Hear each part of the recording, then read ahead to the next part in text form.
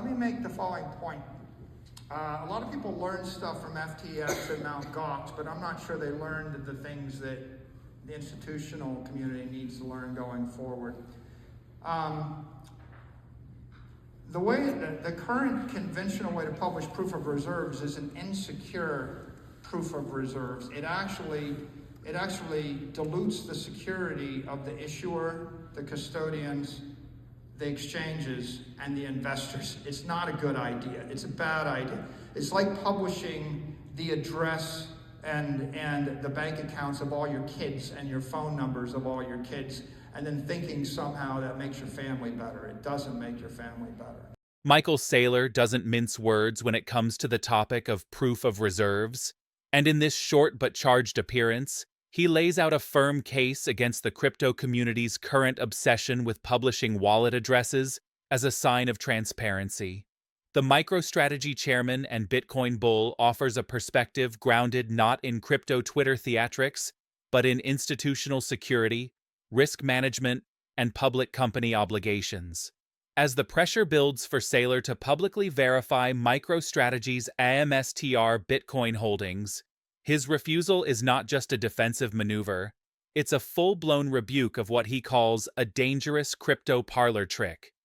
So no institutional grade or enterprise security analyst would think it's a good idea to publish all of the wallet addresses such that you can be traced back and forth and every future transaction can be traced. I would say, go to AI, put it in deep think mode, and then ask it, what are the security problems of publishing your wallet addresses and how might they undermine the security of the company over time? It'll write you a book. It'll be 50 pages of security problems. Saylor's argument hinges on risk exposure. For him, publishing wallet addresses opens the door to attack vectors and privacy invasions that aren't just inconvenient. They're existential threats to companies with billions in crypto holdings. He positions the debate not around whether or not one should show reserves, but around how doing so may actually undermine institutional trust by turning private infrastructure into public bait. So the problem with proof of reserves, the way that people do it right now, is it's first of all, it's a proof of assets that is insecure. And it is not a proof of liabilities. And so if you really want crypto security and you're maxi about this, my suggestion is buy Bitcoin, self-custody your Bitcoin. It's pretty freaking obvious, right? You should own the Bitcoin yourself if that's what you want. In his typical blunt fashion, Saylor draws a clear line between two types of participants in the crypto space: the maximalist individual who self-custodies and the institutional investor operating in a regulated environment. For the former, public wallet disclosures might suffice. For the latter, they are laughably inadequate. He argues that any real assurance comes from an entirely different framework, one built not on chain, but in boardrooms and under regulatory microscopes. If you're going to be a securities investor, okay, if you invest in securities, what you want is an institutional grade proof of assets and proof of liabilities with them netted out, okay? And the best practice of that is not to publish the wallet. The best practice of that would be have a Big Four auditor that does an audit that checks to make sure that you actually have the Bitcoin. This is where Saylor leans fully into his background as a public company executive. He champions audits, not addresses. Accountants, not explorers. For institutional investors, it's not enough to see assets. You must also verify the liabilities.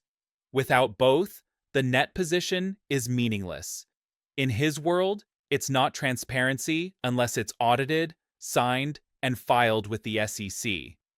And then you also have to check to make sure the company hasn't rehypothecated or pledged the Bitcoin or entered into any debt or credit obligations where the Bitcoin is pledged. And you have to net those out, and you have to publish those, and you have to sign them as the Big Four firm. Then you have to wash it through a public company where the CFO signs, then the CEO signs, then the chairman and all the outside directors are civilly and criminally liable for it. And so if you really want the best practice for securities attestation, it would be a public company with a Big Four auditor with an audit subject to Sarbanes-Oxley in the United States. That's what my company is.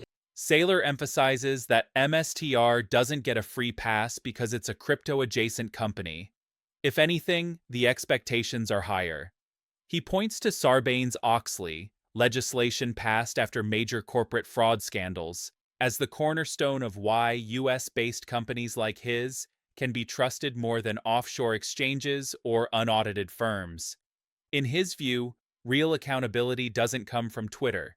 It comes from legally binding financial disclosures. It's much better than simply a proof of reserves wallet.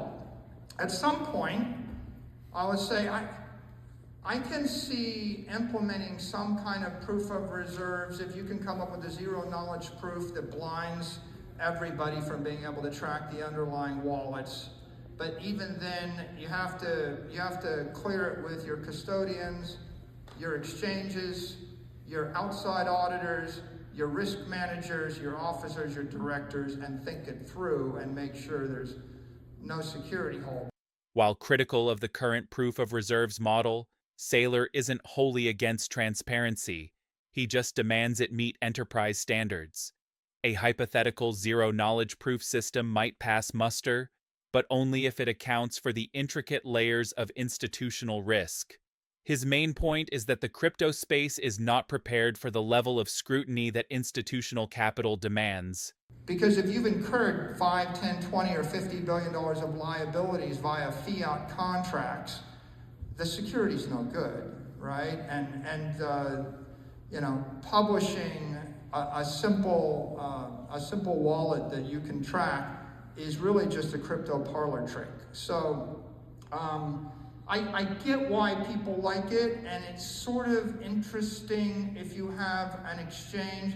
Saylor sees the obsession with proof of reserves as superficial. He calls it a crypto parlor trick, a flashy distraction that does little to address the full financial picture.